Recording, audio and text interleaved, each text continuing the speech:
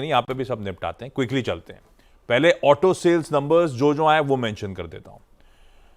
मारुति का अगस्त auto sales का number आया है 1,81,000 यूनिट्स बेचे, 1,79,000 की एक्सपेक्टेशन थी, तो almost in line, slightly better.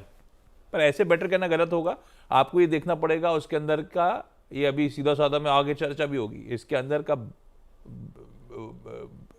Division क्या है, कौन सी प्रीमियम गाड़ियों से आ रहा है या एंट्री लेवल गाड़ियों से आंकड़ा आ रहा है, वो भी देखना जरूरी होता है। मैं सिर्फ टोटल सेल्स बता रहा हूं आपको ताकि एक आइडिया रहे।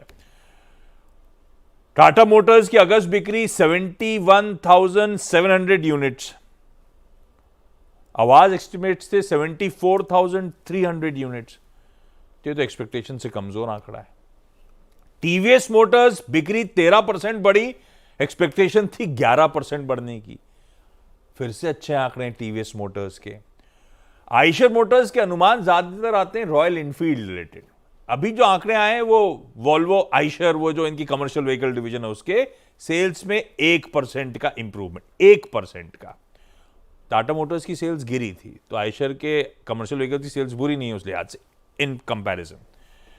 वीएसटी टिलर्स, इसके अनुमान नहीं आते आमतौर पर कुल बिक्री 9.5%, बहुत तेजी आई है बीच में, स्टॉक में ध्यान रखिएगा। 9.4% इसकी सेल्स ईयर ऑन ईयर बढ़ी है वीएसटी टेलर्स की।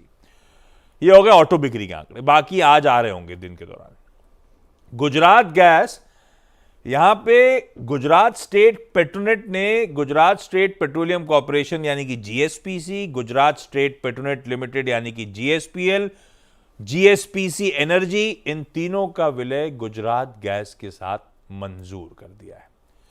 स्वैप रेशियो थोड़ा सा इन लाइन है, 5% का फायदा मिल रहा है, बाकी जो लोग मिलकर गुजरात गैस में मर्ज होने आ रहे हैं, तो उस लिहाज से गुजरात गैस रडार पर रहेगा। पर एक और इशू है कि ये pure play city gas distribution company जो बहुत डाइल्यूट हो रहा होगा, तो देखते हैं आज रिएक्शन सब कंपनियों पे कैसा आता है। बायोकॉन की 2 खबरें थी, यूएस में इनकी जो